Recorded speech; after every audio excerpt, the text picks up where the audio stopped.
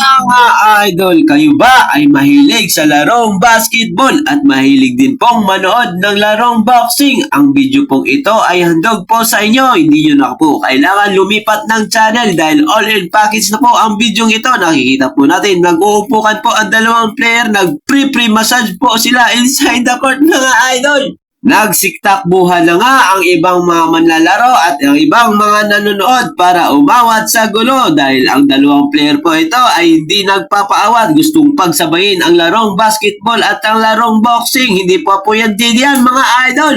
At shoutout po sa mga referee na talagang pumagitna inside the court para awatin ang dalawang nagkainitang player. Mga idol, kunting kalamlaman po by Kuya Ariel TV. Ang basketball po ay napaka-pisikal na laro. Ang tip ko lang po sa inyo mga idol, kapag kayo ay naglalaro ng basketball ay expected po yan na masasaktan po tayo ng bahagya dahil ang larong basketball ay gamitan ng lakas sa lakas.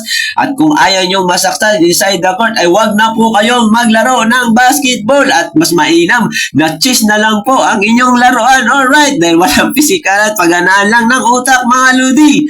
At kunting kalamlaman po by Kuya Ariel TV na sana po tayo lahat ay pre-physical in basketball but not dirty. Alright, mga idol, paki-comment down below po kung saan nakarating ang video ko pong ito para malaman po natin kung saan napadpad ang mga ina-upload nating video. Shoutout po sa mga followers ko po dyan. Maraming salamat po dahil naka 1 million views po tayo in just 28 days. Salamat po sa lahat at God bless us all. Alright!